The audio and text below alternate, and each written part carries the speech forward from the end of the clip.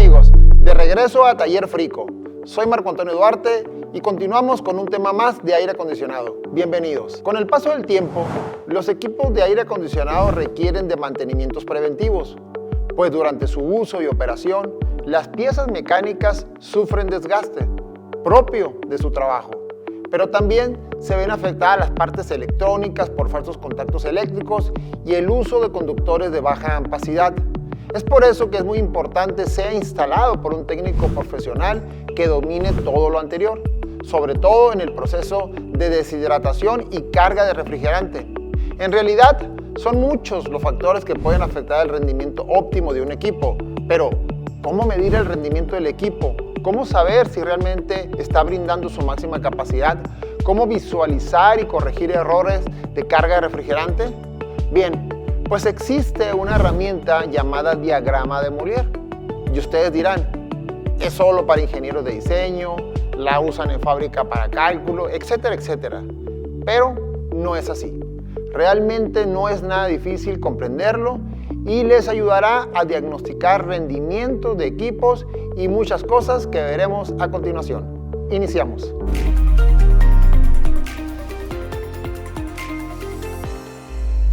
Los diagramas de Mollier fueron inventados por el físico alemán Richard Mollier. Son una herramienta visual utilizada en termodinámica para representar cómo se comporta un fluido, como los refrigerantes, en su ciclo de enfriamiento y calentamiento. Cualquier diagrama que tenga en uno de sus ejes la función de entalpía es un diagrama de Mollier, como por ejemplo la carta psicométrica de las propiedades del aire húmedo, que es muy utilizada en la refrigeración y el aire acondicionado. Para este tema nos enfocaremos exclusivamente en un solo diagrama.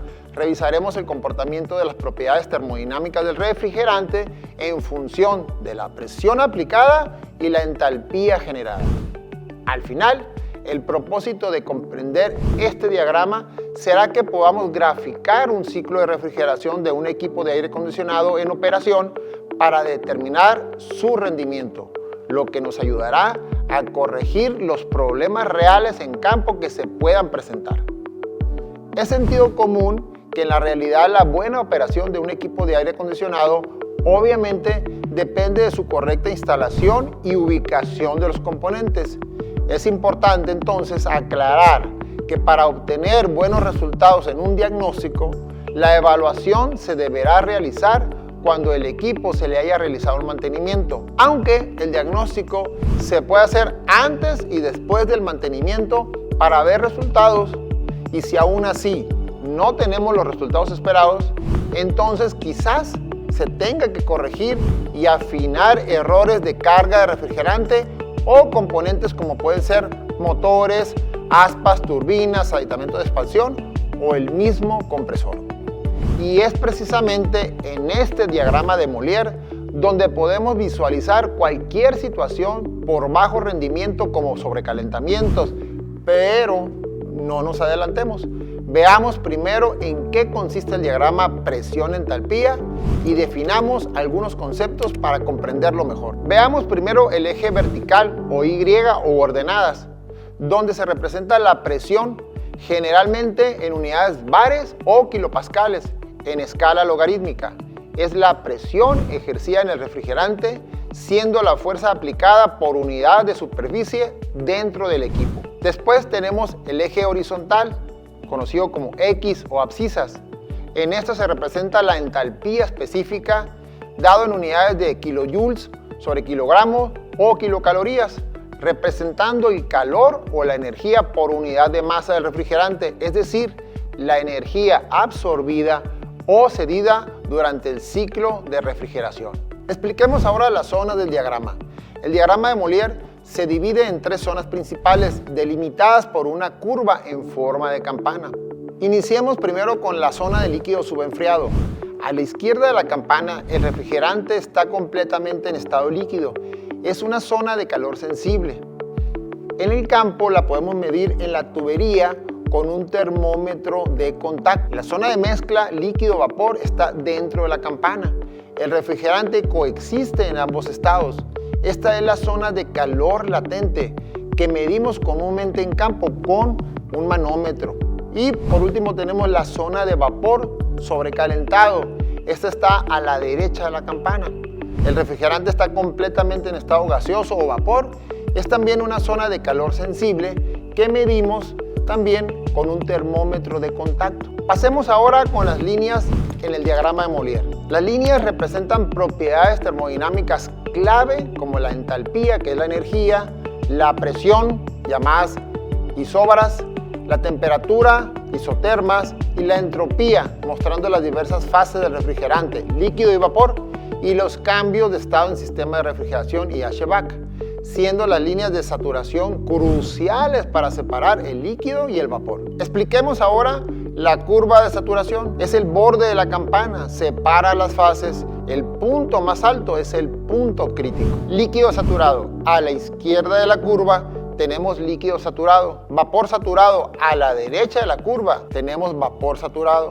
Y el punto crítico en la curva es el punto más alto de la curva, donde el líquido y vapor son indistinguibles. Es el límite a partir de que por mucho que se aumente la presión, no es posible condensar el refrigerante.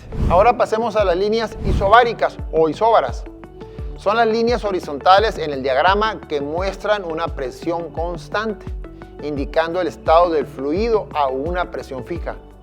Las líneas isoentálpicas son las líneas verticales que indican la energía total, es decir, la entalpía del refrigerante. Es crucial para calcular el calor añadido o extraído. Líneas isotérmicas o isotermas son las líneas de temperatura constante. Son horizontales dentro de la campana. Son las líneas que medimos con un termómetro en campo y que podemos obtener la temperatura de saturación. Y son casi verticales fuera de ella en el área de líquido y caen hacia la derecha en el área de vapor. Pasemos ahora a las líneas de calidad de vapor o de título. Estas líneas indican el porcentaje de vapor dentro de la zona de la mezcla, dentro de la campana. Líneas isoentrópicas muestran la entropía constante. Son útiles para compresores ideales en la zona de vapor sobrecalentado. La entropía es la energía que no puede usarse para realizar trabajo útil, como es el trabajo del mismo compresor. Líneas isócoras son las líneas con volumen específico constante. Ayudan a calcular el volumen de refrigerante que debe mover un compresor en un ciclo. Está relacionado con el trabajo, con el cambio de volumen y la presión.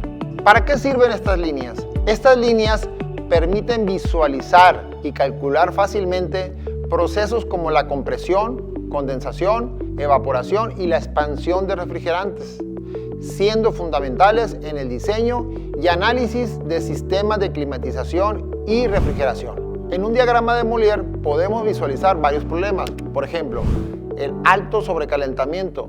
Si el refrigerante está muy sobrecalentado al llegar al compresor, indica que el evaporador no está absorbiendo suficiente calor, reduciendo la capacidad frigorífica, lo que indica que hay poco refrigerante. Alto subenfriamiento. Si tenemos al refrigerante muy subenfriado antes de la válvula de expansión, reduce la capacidad del evaporador y puede causar un golpe de líquido al compresor, afectando la potencia frigorífica. Problema de compresión. Se puede ver si el compresor está trabajando en una zona de vapor sobrecalentado o si está comprimiendo vapor saturado o incluso líquido, lo que es peligroso. Fallas en la válvula de expansión. El diagrama permite también evaluar si la válvula de expansión está entregando la cantidad correcta de refrigerante y su efecto en el ciclo. La capacidad del condensador ayuda a ver si el condensador está disipando calor eficientemente o si hay problemas de presión alta. Ciclado incorrecto. Detecta si el refrigerante está pasando por fases inadecuadas, por ejemplo, líquido hacia el compresor, o si las temperaturas y presiones de los intercambiadores están fuera de especificación. Es importante aclarar que cuando vayamos a graficar un ciclo frigorífico en un diagrama de Mollier, las presiones del manómetro necesitamos agregar un bar a la presión manométrica porque esta presión medida en el manómetro es la presión relativa. Entonces, para hacerla absoluta, todos los diagramas de Mollier manejan presión absoluta, tenemos que agregar un bar o lo que es lo mismo 14.7 PSIG. Bien amigos, hemos concluido con este interesante tema y como ven, no es nada complicado aprender y entender un diagrama de Molière. No para diseño, sino para diagnosticar fallas y darle solución en la vida real. Son muchos los beneficios y nos ayuda en nuestra formación de profesionales. Pero no hemos terminado todavía. En el siguiente tema veremos el comportamiento de ciclos frigoríficos reales dentro del diagrama de Molière para analizar su comportamiento. Espéralo. Gracias por acompañarnos. Tú decides, calor o frico. Nos vemos aquí en el próximo tema en el siguiente blog. Hasta luego.